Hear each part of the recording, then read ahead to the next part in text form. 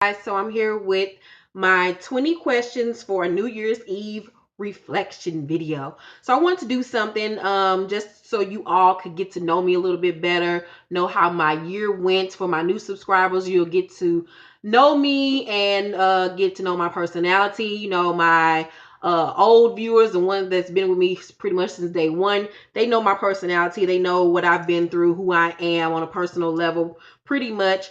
But I also want to give them a more in-depth view of me as well. And for my new subscribers, and just, reflect on 2015. It was a pretty interesting year for me. When I get done with this review, with this question video, you can ask me questions down below or answer some of these questions down below as well yourself so I can get to know you all a little bit better. So let's start with question number one.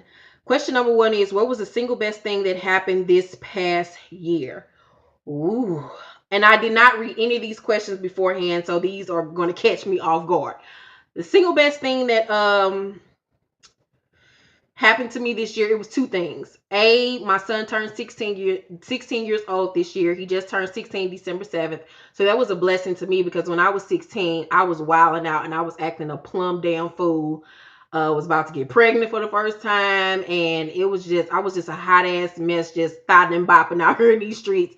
And my son is the total opposite of me. When I was 16, I was failing school, I was skipping school, I was just out of control. And my son is the total opposite. So to see the fact that I've raised such a well-equipped, responsible, respectful, just all around good kid and a good young man that has never been in trouble, never had a fight in his life. He gets good grades in school. He doesn't cause any problems.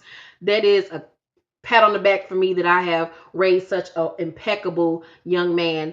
So yeah, I would say that was the single most thing. I don't even say it's two things anymore. Just that. That's the single best thing that ever happened to me this year. Number two, what was the single most challenging thing that happened this year? Ooh, the single most challenging thing for me this year was doubting myself and doubting my blessings that God has in store for me. Because what I've been working on this year is breaking out of, I'm an author. I've been an author, a published author for 11 years now. And I want to make a career change. I want to move into the movie and television realm, whether it be acting or writing for television, producing, directing, whatever. And so I've been working on that on the low over here. And I've had a lot of doors crack open for me, but I have yet to be able to walk through. And so it gets frustrating to have these opportunities come your way and then nothing happens. And so I began to doubt myself and wonder, like, what's going on? Was I doing something wrong? Like, why was God bringing these things my way and then they weren't working for me? And so I was praying over and praying over, talking to my friends, and I cried over because I wanted so bad to move on to the next chapter of my life, and I got tired of having like that carrot dangling in front of me and then nothing coming of it. So that was really frustrating and really hard for me, and I had to work my way through it, and it's still a challenge to this day, going through that. Number three, what was an unexpected joy that this past year? An unexpected joy for me, and this is something that I have yet to speak on in public, only my family and friends knew about this, was that when the show Power ended its season 2 season this year, on my Power reviews, if you watch them, I was just saying, like, I'm gonna work on Power. God is gonna bless me. I'm gonna be a writer on this show. I want it so bad. And I was speaking it into existence.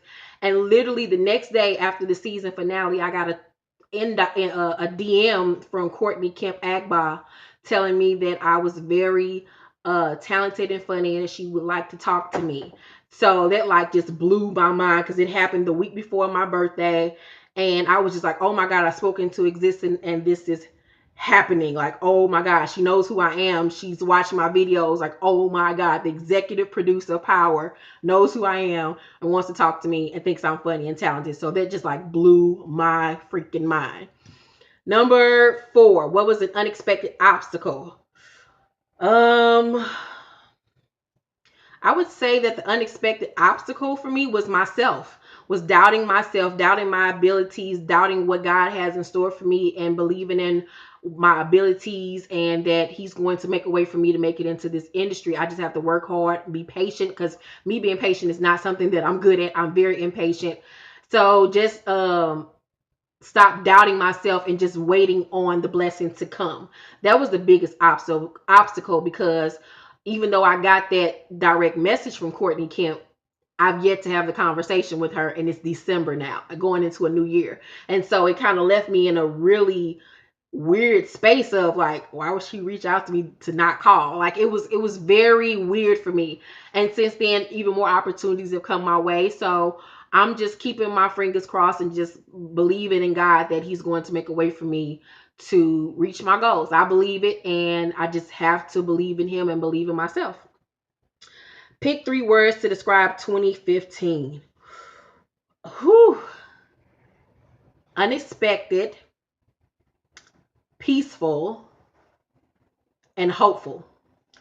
Number 6.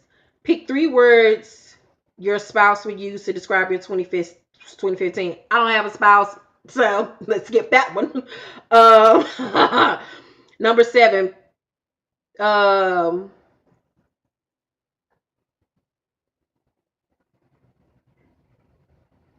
it's another spouse question, so let's skip that one as well. Number 8. What were the best books you read this year?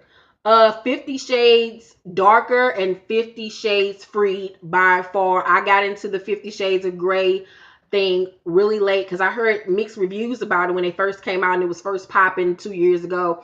And I was just like, well, I ain't reading that shit. They people calling it mommy porn. I was like, well, shit, I can write that underneath the damn table, my damn self. So I got into the craze really late, and I'm really mad that I did because they've become like my favorite movies, my favorite movie, and my favorite books this year that I've read thus far. Number 9, with whom were your most valuable relationships? Um my best friends Alosha and Monique. They're my backbone. They're there for me through my ups and downs, encouraging me, giving me good advice, just being a sound ear, making me laugh, getting me out the house, doing stuff. Those were my 2 most valuable players this year. They're my MVPs.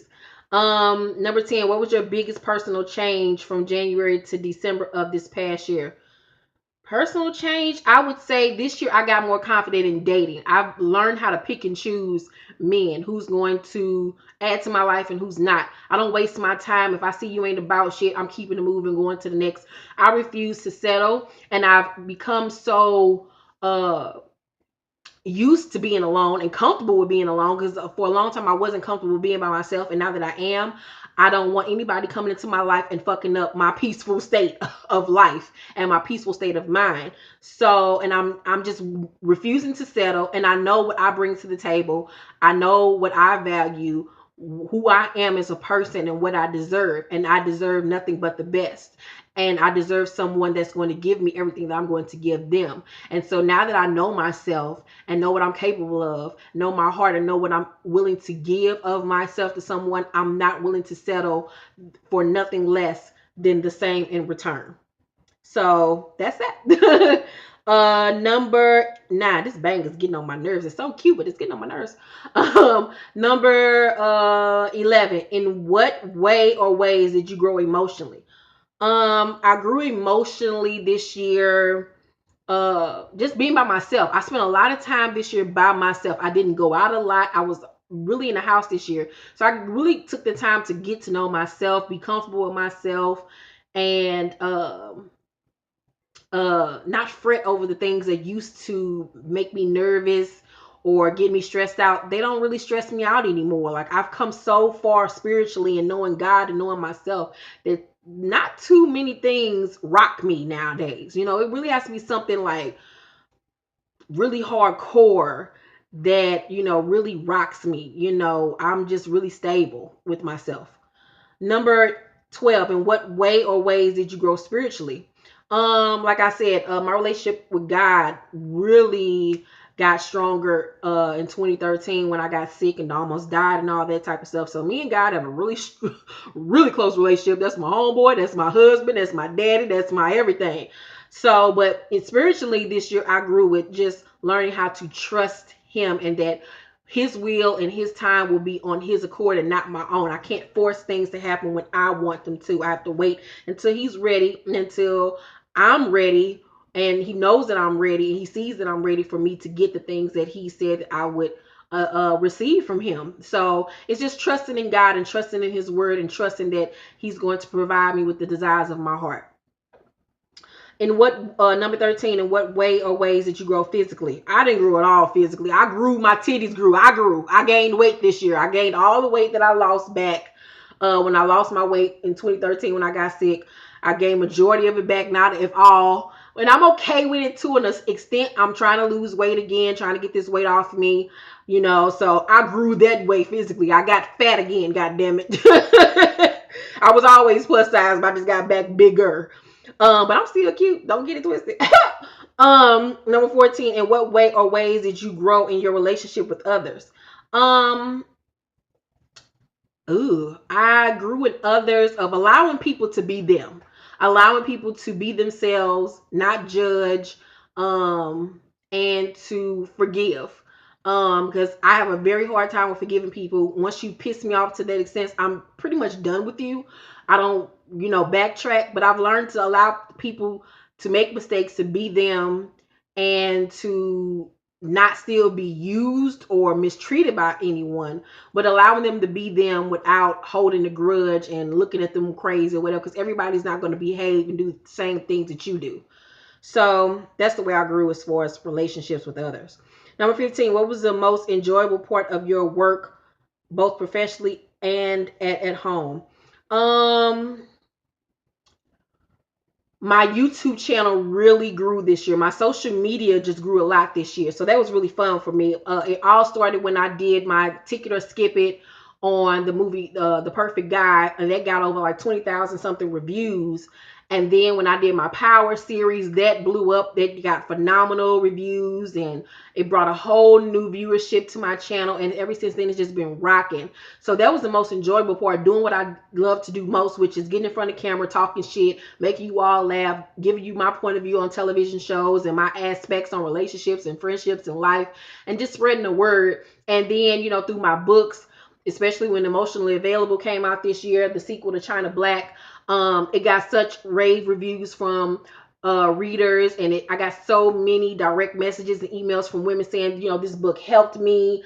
It got me through my relationship problems. I saw myself. So just being a blessing to others by sharing who I am and seeing the trials and tribulations that I've went through, and them seeing it in themselves and wanting to make a change in their life. That was one of the best moments for me. Um, Number 17, what was your single biggest time waster in your life this past year?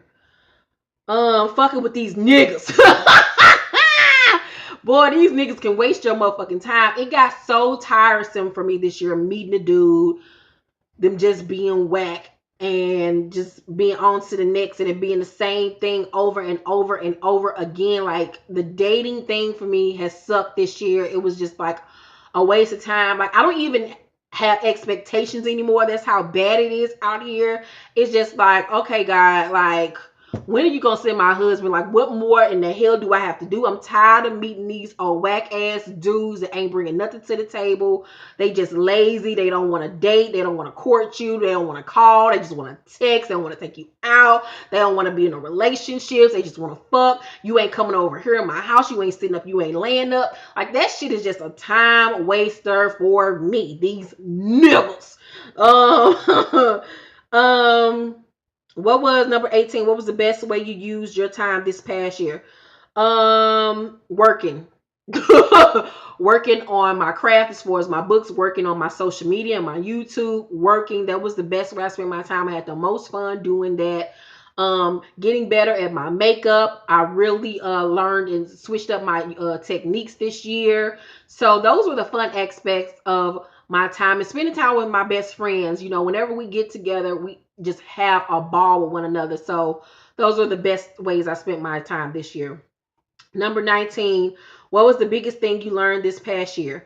Once again, like I said, is to be patient, trusting myself, trusting God, trusting my abilities, and to just wait on him and to move on his accord and not my own, and trusting my instincts, my gut instincts. I've learned that when you get that God voice that's in your head, I don't even say it's my conscience anymore. It's that God voice. When God tells you something, to listen to how your body reacts to certain people, the things that they say, environments. I've learned to trust my instincts. That is one of the biggest things that I've learned, and to trust in them because it never steers me wrong. Last but not least, number 20, create a phrase or statement that describes 2015 for you. Whew. Don't come for me unless I send for you. And uh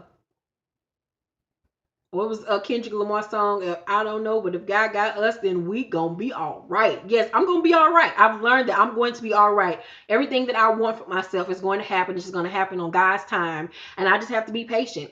And I gotta continue to hone my craft and just work on me and work on the things that I want. Enjoy life and just be happy and at peace. And so everything's gonna be all right. I don't have anything to cry over, nothing to worry about. You know, it's not that I'm not going to make it in Hollywood. It just hasn't been the time. The right situation hasn't come about yet. You know what I'm saying? So I'm praying. I'm getting the attention that I need. Things are happening behind the scenes. I don't talk about stuff until it happens. So that's why I didn't tell you all about the Courtney Kemp thing, the power thing, because nothing really came of it yet. And I didn't want to talk about it. But now that some time has passed, I wanted to talk about it because it didn't happen and it hurt. But who's to say that it won't still happen? You know what I'm saying? I don't know. He only knows what's going to be in my future. Hell, I didn't even think I would make it this far. I was a high school dropout, a teenage mother, baby daddy ain't nowhere around. You know what I'm saying?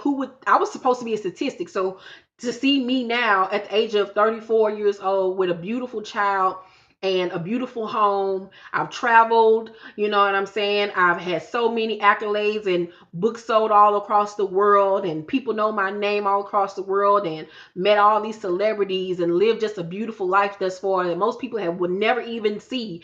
I've seen the money side of it. I've seen the fame side of it, and I just want more. And I want to be able to spread a message to you all that if I can make it, you can make it. And just believe in yourself. When there's a will, there's a way. And if God can do it for me, he can do it for you all as well. You all can be this cute and this beat. Let me stop playing. But I hope you all like this video and enjoyed it, and do your own videos, or let me know, like I said, down below in the comment section, how your 2015 was and what you're looking forward to in 2016. What I'm looking forward to in 2016 is to lose a little bit of weight, continue to do my reviews, continue to build my YouTube channel and my audience, write 2 more books this year. I want to write 2 books a year. Travel in 2016. I've never been out of the country, so that's what I'm planning in 2016, to take a trip out of the country for the first time, me and my son. I'm praying that doors open for me in this Hollywood entertainment realm, where I can be working on television shows and movies and stuff like that, and just business opportunities come my way. Continue to hone my craft as far as makeup and stuff like that. And I just ask God to just give me the desires of my heart. Prayerfully, I meet a man, honey, that ain't on no bullshit. I want to be in a loving relationship and just being happy and at peace like I have been. I don't want nothing to disturb my peace. And yeah, and just God give me discernment about people. So that's what I want for 2016. Just love, happiness, peace, wealth, success, travel, just spending more time with my family and friends, and just being loving and loved. So thank you all for watching this. I love you all. And happy New Year's Eve. Have a happy new year. And let's see what 2016 brings to us. Bye.